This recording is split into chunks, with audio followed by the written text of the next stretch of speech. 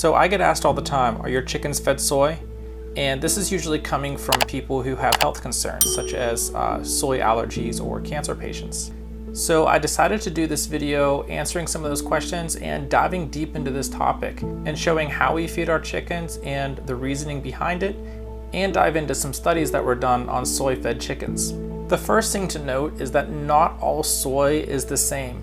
You can't put all soy in the same category, and by doing so leads you down a path of inaccurate decisions.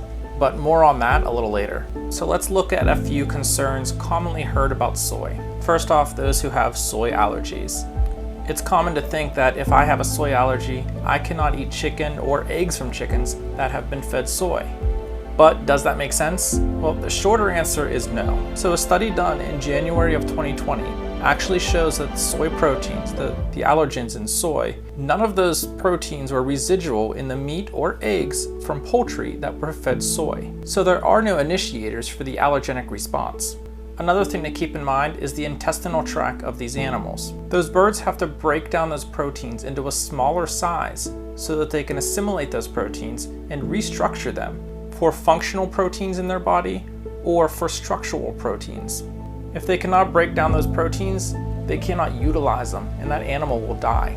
If the protein stays too large, that's when the immune system starts to initiate a response.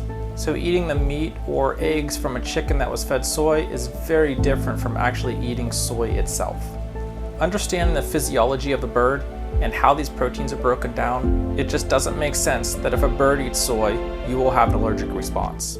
The second concern is enhanced risk for cancer patients. For this, we turn our attention to the phytoestrogens and isoflavones. Unlike the proteins, these can be transferred from the plant to the chicken to us.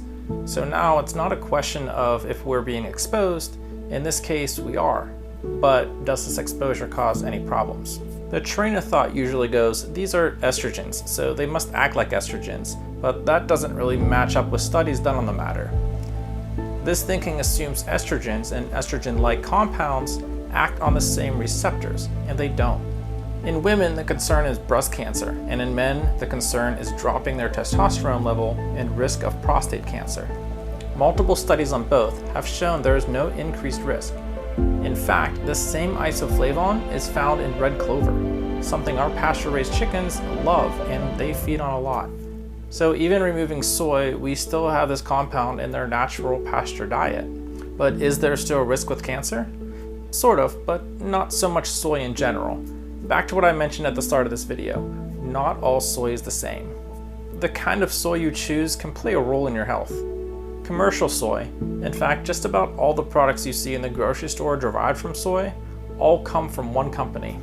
These soybeans have been genetically modified to resist a toxic chemical called glyphosate, which is used as an herbicide.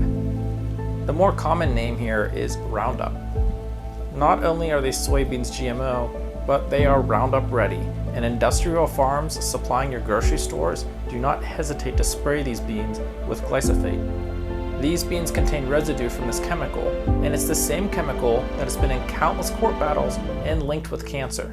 The picture starts to come together. Perhaps we're blaming a protein or a natural compound found in red clover and totally skipped over that word that ends with CIDE. CIDE being the Latin root for kill. Pesticide, herbicide, fungicide, genocide. The comparison between commercialized soy versus what we use in our chicken feed starts us in a conversation about fats. Most soy out there is very high in polyunsaturated fats. They have increased levels of linoleic acid. Most soy out there is very high in polyunsaturated fats. They have increased levels of linoleic acid. We use a soybean that is 70 to 75% oleic acid and lower in linoleic acid. But I know that's getting a little fancy. Let me break this down. Oleic acid is what our cell membranes are made up of and is a much more stable fat. So are we choosing soybeans that are high in polyunsaturated fats, or are we choosing a high oleic soybean that is high in monosaturated fat and promotes cellular stability? We choose a high oleic acid, non-GMO soybeans grown locally by an Amish man who I can talk to personally, shake his hand, ask him questions, and see his fields. We've had customers who had soy allergies and some cancer patients try our chicken, and they have had no signs of any reaction. Now, I'm not a soy advocate by any means. We even tried raising our chickens on soy-free, and we actually found that they didn't do as well. So maybe we're asking for soy-free chicken because there is some soy out there that is bad, and in fact that's actually 90% of the industry. But don't lump it all together into one group.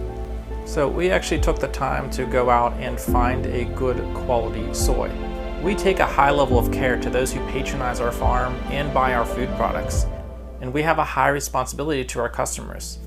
Our food products are not the cheapest out there, but what our customers are buying is quality, and knowing that we do our homework to make sure that we aren't just another source for chicken. Our knowledge, our hard work, our level of care, it all goes into making food products a premium quality. So I hope this cleared some things up. If you like what you saw, hit that like button down below and subscribe to our channel. And if you have any questions, let us know in the comments section below. Thanks for watching, everyone, and we'll see you again.